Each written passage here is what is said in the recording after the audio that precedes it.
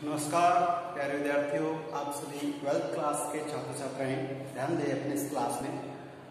हम लगभग 5 पार्ट पूरे कर चुके हैं और छठा जो है आज वो भी पूरा होने जा रहा है। इसमें 2 ही हमारे छंद हैं, तो इसमें देखिए एक पहले हो चुका है, अभी ये दूसरा वाला है, इसी साथ समाप्त हो जाएगा। कक्षा में मैंने आपको तो शमशेर बहादुर सिंह जी हैं, ठीक है, इनका परिचय पढ़ा दिया था। उसके बाद पहले वाले का आपको अनुवाद भावार्थ से बता दिया था। और अब जो इस नंबर 6 का जो पाठ इसका दूसरा और अंतिम जो हमारे पास पद है वो क्या है वो देखना है। तो इससे पहले हम थोड़ा सा फ्लैशबैक में चल के देखते हैं कि जो शमशेर बहादुर सिंह जी हैं, उन्होंने जो प्रातः कालीन जो सूर्य उदय होता है, तो सूर्य उदय होने से पूर्व जो स्थिति होती है उसे क्या कह दिया है, उषा काल का है, उषा काल। अब उस उषा काल में क्या क्या जो स्थितियां बदलती हैं भौगोलिक रूप से, उनका मार्मिक चित्रण किया गया है, ठीक है। तो उसमें आपने देखा था कि सूर्य किस प्रकार से उदित होता है और कैसे कैसे रंग बिरंगे वहां पे माहौल बनता है।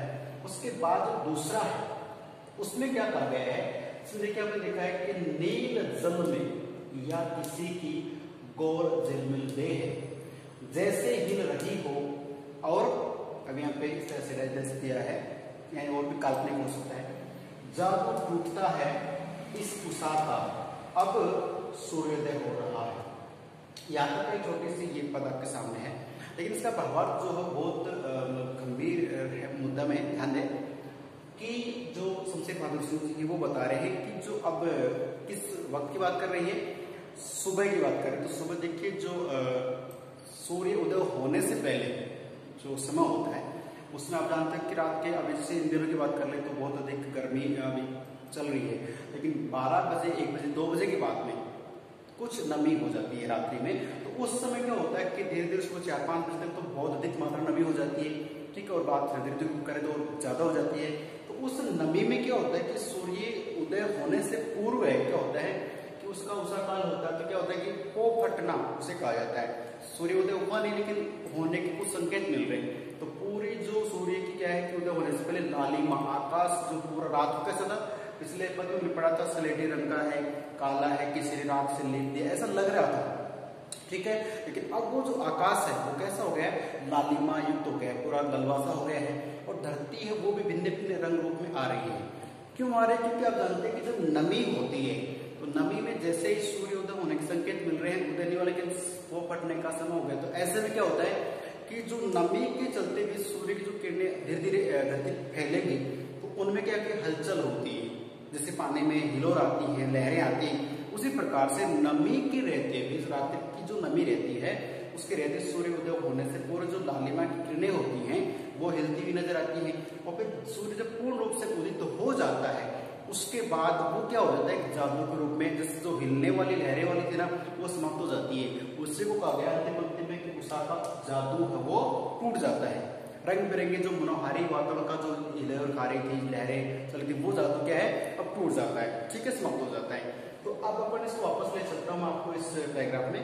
तो सबसे पहले बात कर ले कि प्रस्तुत जो अवतरण है, प्रस्तुत अवतरण कैसे बना लीजिए आराम से, क्योंकि आपको इसको रटना नहीं समझना है। 12th क्लास के बच्चे बोर्ड के एग्जाम देने जा रहे हैं तो रटने वाली बात नहीं, इसको दोनों तरह से बना सकते हैं कि प्रस्तुत अवतरण हमारी पाठ्य पुस्तक में उषा कविता से उद्धृत है या लिया गया है, जो शमशेर बहादुर सिंह द्वारा रचित है, ठीक है। या फिर उल्टा ले सकते हैं कि प्रस्तुत अवतरण या प्रस्तुत पदावतरण जो है शमशेर बहादुर सिंह द्वारा रचित है, जो उषा कविता से उद्धृत है। दोनों का कुछ कैसे मिल सकते, दोनों तरीके आपको आने चाहिए। उसके आगे लाइन हो सकते, इसमें प्रस्तुत पदावतरण में सूर्य के उदित होने से पूर्व और उदय होने के पश्चात की स्थिति का वर्णन किया गया है। ये हमारा वह प्रसंग हो गया, समझ आ चुका होगा। अब बात कर लेते हैं इसकी भावार्थ की, ठीक है। हालांकि सिद्धार्थ में दे रहे थे गौर का मतलब क्या है, गौरी जो रंग रूप में जो महिला की सुंदरी की बात कर रहे हैं, उस महिला की बात कर रहे हैं, शरीर होता है। और झिलमिल का मतलब है जैसे चमकते हुए खिलते हुए चलना, उसकी बात कर रहे हैं। और जादू का चमत्कार होता है ये, ठीक है। तो ये इस हिसाब से कुछ शब्दार्थ। अब बात करें किसकी बात करेंगे, इसके जैसे नील जल में, तो नील जल का मतलब है जो सूर्य, बात करें सूर्योदय होने से पहले की बात, पॉपटने की बात कर रहे हैं। ये जो जल है, आप जानते हैं कि जल जो है उसका पानी जो रंग है वो कैसे थोड़ा नीला सा है। मानो कि नील जल में या किसी की गौर दिन मिलते हैं कि जो पानी है उसका आवरण कैसा हो गया है, वो जैसे पानी का जो रंग है वो तो नीला सा दिख रहा है, समुद्र का पानी है, तालाब का पानी है, बिल्कुल ठहराव पानी है, रात्रि के बाद सुबह का समय होने वाला है तो उसमें ठहराव पानी है और कैसा वो नीला जल है। और उस जल में क्या हो रहा है कि जो जिस मान लो तो यहाँ पे धरती पे सूर्य उदय जब हो रहा है तो उदय होने से पूर्व जो उसकी किरणें उस नमी के चलते हुए थोड़ी सी उस जल में हिलती हुई दिखाई देती है। क्या होता है कि ऐसा लग रहा है जैसे उस नीले जल में किसी की या कोई भी सुंदरी है गौर झिलमिल देह है। तो सूर्य जब ऊपर ऐसे उदित होता हुआ आता है तो जो उसकी किरणें हैं उस किरणों का जो उस पानी में जो ऊपर नीचे से हिलोल खाती चलती है तो ऐसा लगता है जैसे मान लो कि कोई सुंदरी या कोई महिला है जिसका गोरा बदन या शरीर है और वो इस नीले जल में क्या कर रहा है, स्नान कर रहा है, किलोल कर रहा है या फिर यूं कहीं स्नान के साथ खेल गतिविधियां कर रहा है। तो वो है क्या पे वास्तविक रूप से तो सूर्य की क्या है वो किरणें हैं और वो किरणें क्या कि नमी का चक्कर है इसलिए वो थोड़ी सी हिल रही है और सामने जो पानी है नीले रंग का पानी है उसमें वो हिलती हुई नजर आ रही है। तो गौर झिलमिल देह है। तो प्रश्न आ सकता है कि गौर झिलमिल देह से क्या मतलब, आप बताएंगे कि प्रस्तुत पंक्ति में सूर्य की जो किरणें हैं वो उस नीले जल में जब दिखाई देती है, प्रतीत होती हैं, तो ऐसा लगता है मानो कि कोई सुंदरी है वो नीले जल में क्या कर रही है, स्नान कर रही है, जैसे उसका बदन दिखाई दे उस नीले रंग में। तो उस जल की बात करें आगे, जैसे हिल रही हो तो बात हो गई कि ऐसा लग रहा है, वो कह रहे हैं सूर्य उदय और उसकी किरणें धरती पर आने वाली है तो नीले जल में उसकी जो किरणें हैं वो हिलती हुई नजर आ रही है। ठीक है, यहाँ पे चमकती हुई नजर आती है। जानते हैं सीधी बात की उसको, जैसे आपके बेटे सूर्य उदय होता है, उदय होने के बाद कई बार जो समुद्र है, तालाब का पानी है, उसमें क्या हो रहा है कि वो चमकती नजर आती है, तो वो किरणें चमकती नजर आ रही है। लेकिन कवि ने थोड़ा सा क्या कि मनोमानो उत्प्रेक्षित से अलंकार ले लिया, क्या ऐसा लग रहा है, कैसा लग रहा है जैसे उस पानी में कोई सुंदर वर्ण वाली, सुंदर रंग वाली जो गोरी महिला है वो स्नान कर रही है, उसका जो शरीर का रंग उसमें दिखाई दे रहा है। ठीक है, अब आगे, और जादू टूटता है। अब जादू टूटने का मतलब जैसे सपना, जैसे हम सपना लेते हैं, कोई भी स्वप्न आपको आ रहा है कि उसमें भैया पता नहीं क्या बन रहा है, लेकिन जैसे आपकी आंख खुलती है तो सपना गायब हो जाता है, स्वप्न आप बिल्कुल सपने से बाहर आ जाते हैं। तो उसी प्रकार से रात्रि का पूरा जो माहौल वर्णन था उसके बाद क्या है कि जो सुबह होते सूर्य उदय हो रहा है उससे पहले जो भिन्न भिन्न पल पल बदलती जो दशाएं हैं उसी का तो वर्णन कर रहे हैं। सूर्य उदय हो रहा है उससे पहले क्या क्या दशाएं बदलती है उसी का यहाँ पे सबसे बदलती वर्णन किया। तो पल पल बदलती हुई प्रकृति का यह वर्णन कर रहे कौन, हमारे शमशेर बहादुर सिंह जो क्या कहते हैं कि अब क्या है कि जादू टूटता है। क्यों? सूर्य उदय होगा, तो उदित होने के बाद में क्या होता है कि जैसे सूर्य अपनी आकृति में आता है तो फिर किरणें स्थिर हो जाती हैं, और सूर्य उदय होने से पहले पूरा एक ललवा सा माहौल बना हुआ है, लाल लाल किरणें हैं वो फैली हुई हैं। उस समय तो जल पे भी किरणें चमकती भी नजर आ रही है, तिलोक खाती नजर आ रही हैं, और उसको कवि ने कहते हैं कि ऐसा लग रहा है जैसे कोई महिला या कोई सुंदरी उसमें स्नान कर रही है, उसके शरीर का रंग दिखाई दे रहा हो। लेकिन जब सूर्य पूर्ण रूप से उदित हो जाता है तब वो स्थिति स्थिर हो जाती है, ठहर जाती है। तो सूर्य ऊपर आ जाता है, उदित हो गए हैं। अब क्या हो गया कि जो पल पल बदलती हुई दशाएं थी, पानी में लहरों का चमकना, किरणों का चमकना, फ्लैश गिरना, वो चीजें क्या हो गई, स्थिर हो गई। स्थिर होने का मतलब सब उदित हो गए हैं। तो वो जो उषा का जादू है, पल पल बदलने की जो स्थिति वो समाप्त हो जाती है। प्यारे बच्चों, ये एग्जाम की दृष्टि से बहुत इंपॉर्टेंट है और मेरा यकीन है, विश्वास है कि इसको आप भली बातें समझ लेंगे, और समझने के बाद आप इसे नोट डाउन करेंगे, लिखेंगे तो आपको याद हो जाएगा।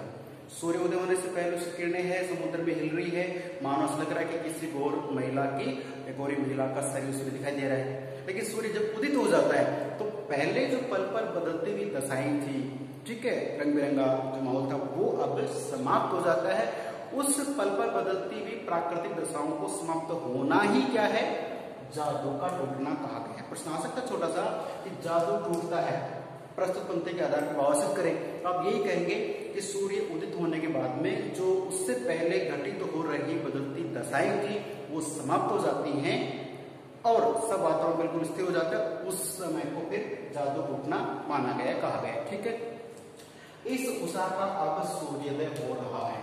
तो प्यारे बच्चों, इतनी सी लाइन है कि सूर्य उदय होने से पहले का ये वाक्य यहाँ तक था। अब सूर्य पूर्ण रूप से उदित हो चुका है तो अब उषा का यानी किसका धातु टूट गया, उषा, यानी जो उषा काल है, सूर्य उदित होने से पहले का जो लालिमा वाला पूरा एक मनोहारी वातावरण है, उसका क्या हो गया, जादू यानी वो स्थिर हो गए हैं। अब सूर्योदय हो रहा, बिल्कुल सूर्य हमारे सामने आ चुका है, और सूर्य जैसे सामने आता है तो प्रकृति की जो पल पल बदलती दशाएं थी, जो बार बार परिवर्तित हो रही थी, ठीक है, वो चीजें स्थिर हो जाती हैं। जैसे पानी से थोड़ा ऊपर आता है तो पानी में जो किरणें हैं वो दिखेंगी जो, लेकिन आपको वैसे चमकती हुई या हिलती हुई नजर नहीं आएंगी। धरती तक प्रकाश आ जाता है, किरणें आ जाती हैं, तो बिल्कुल एक सीधे तौर पे किरणें आती हैं, उसमें से वातावरण अलग सा लगता है। तो सूर्य उदय होने से पहले उषा काल था, और उस उषा काल की पल पर बदलती हुई दशाओं को यहाँ पे कवि ने वर्णित किया था। और सूर्य उदय होने के बाद ये सब जादू वो शांत हो जाता है, जादू वाला चमत्कार वो शांत सा हो जाता है। और अब जो है जैसे दिन का निकल आना, और फिर सब जैसे पक्षियों का चहचहाना, चिड़ियाओं का गुनगुनाना, इस तरह से, तो वो सब माहौल फिर क्रिएट हो जाता, शुरू हो जाता है, ठीक है। तो ये संत बहादुर जी ने सीधी सपाट भाषा में जो यहाँ पे बताया है, इसमें ध्यान दें, शब्दार्थ आपके सामने है। और एक बात मैं आपको बता दूं कि यहाँ पे इसके 2 ही पॉइंट आपको बनाने हैं, इसके विशेष के। और यहाँ पे बता दूं कि देखिए जो बात करें तो इसमें आकाश कैसा, निर्मल, तो निर्मल आकाश कह सकते हैं। फिर ये कहें कि आकाश की निर्मलता, आकाश की निर्मलता का तथा उषा काल के सूर्य के अरुण बिंब, अरुण का मतलब से अरुणमय, लालिमा वाला, रंग वाला, तो अरुण जो बिंब है, बिंब का मतलब होता है आवाक्ष या चित्र कहें, बिंब का मतलब प्रतिछाया। जैसे मान लो आपके दिमाग में, मैं अभी आप 12th क्लास के बच्चे तो छोटे तो है नहीं, जैसे मान लो आपको कुछ बोला जाता है, उसको आप अपने दिमाग में एक फोटो बना लेते हैं। आप बोले जैसे ब्लैक बोर्ड, आपके दिमाग में आता ब्लैक बोर्ड कैसा होता है, मैं बोलूँ गाय, आपके दिमाग में आता गाय कैसी होती है, ठीक है। तो जैसे पेन बोले तो आपके दिमाग में छवि बनती है। तो बिंब का मतलब होता है जो हमें बोला जाता है उसको हम अपने मस्तिष्क, यहाँ ऐसा होता है। मैंने बोला पंखा, तो आपके दिमाग में आएगा उसमें भी 3 या 4 जिस तरह से पंखड़ी होंगी, इस तरह से मोटर होगी, टेक्निक। तो यहाँ बात किसी कर रहे हैं अरुण बिंब, सूर्य है उसकी लालिमा वाला बिंब है उसका, और जो आकाश है उसकी निर्मलता का यहाँ चित्रण किया गया है। पहला तो वो शानदार है, आकाश की निर्मलता का, सूर्य की अरुण बिंब का शानदार मनोहारी चित्रण किया गया है कवि द्वारा। दूसरी पॉइंट में है कि मानवीकरण अलंकार तथा शब्द बिंब का प्रयोग किया गया है। मानवीकरण अलंकार की बात कर रहे हैं, देखिए इसमें जो बात करें कि किरणें हैं, लहरें हैं, उनको भी स्त्री पुरुष का संबोधन मैं कई बार बता चुका हूँ, फिर बता रहा हूँ कि जब प्रकृति की वस्तुओं पर या प्रकृति की जितनी वस्तु है उनके ऊपर स्त्री पुरुष के उच्चारण जैसा उच्चारण कर लेते हैं। जैसे बात करें कि नील जल में, ठीक है, तो नीला जल, और बात ये भी रंग के आधार पे आ गया तो स्त्री पुरुष का बाद और झिलमिल दे है, तो जो किरणें हैं वो झिलमिला रही है, ठीक है। तो रहा रही तो प्रयोग किसके लिए करते हैं, पुरुष के महिला के लिए करते हैं, और उन्हीं का प्रयोग किसमें कर लिया, प्रकृति के लिए कर लिया। तो स्त्री पुरुष को संबोधन जब करते हैं, उच्चारण करते हैं, वही चीजें कहाँ लगा दी हमने, प्रकृति के लगा दी, तो अभी क्या होता है, मानवीकरण अलंकार माना जाता है, ठीक है। तो अब बात करें मानवीकरण अलंकार एक, तो दूसरा क्या है कि शब्द बिंब है। शब्द बिंब का मतलब होता है कि कोई बात, मैंने कहा कि पेन, तो पेन का नाम लेते हैं, माना अभी तुम आपको दिखा रहा हूँ, लेकिन वैसे बोलते कि पेन, कॉपी, पुस्तक, नोटबुक, ठीक है, मार्कशीट, कुछ ही बोलेंगे तो आपके दिमाग में क्या बनेगा, उसका चित्र बन जाता है। तो शब्द बिंब का प्रयोग किया गया कि मानो ऐसा लग रहा है। तो ये जो इसमें हमने पढ़ा है, तो ये जो भी आपको पसंद है इस मानव अलंकार की बात कर लेंगे, और जो भी आपके सामने इसमें, तो शब्द बिंब का, शब्द का मतलब कि शब्द को पढ़ते हमारे दिमाग में चित्र बन जाता है, ठीक है, ये ध्यान रखना है। तो मुझे लगता है कि आपको प्रसंग मैंने शुरू बता दिया है, भावार्थ आपको समझा दिया है, शब्दार्थ आपके सामने है, विशेष भी आपके सामने इसमें दिया हुआ है, तो आप ठीक तरह से इसको आप नोट कर सकते हैं, देख सकते हैं। और किसी प्रकार की अगर फिर भी प्रॉब्लम आती है तो आप व्हाट्सएप पे भी संपर्क कर सकते हैं, समस्या बता सकते हैं, लेकिन मेरी गुजारिश है कि आप इसको भली भांति समझ के, क्योंकि बोर्ड के स्टूडेंट्स आपके पास 1 मिनट कीमती है आपके लिए, तो आप टाइम की कीमत मांगते हुए इसको ठीक से तो नोट करें। और मुझे लगता है कि भावार्थ को नोट करने को जितने भी मैं आपको इसमें छोटे प्रश्न चाहिए, कितने प्रश्न बना लो, तो आप इनमें से प्रश्नों का उत्तर ढूंढने का प्रयास करें। अपने को नहीं आता है तो आप पूछ सकते हैं, ठीक है ना, संपर्क कर सकते हैं, ठीक है। तो फिर मिलते हैं फिर नेक्स्ट पार्ट में, ठीक है, और फिर कुछ समस्या तो आप पूछ सकते हैं। ओके, धन्यवाद मित्रों, धन्यवाद, जय हिंद, जय भारत।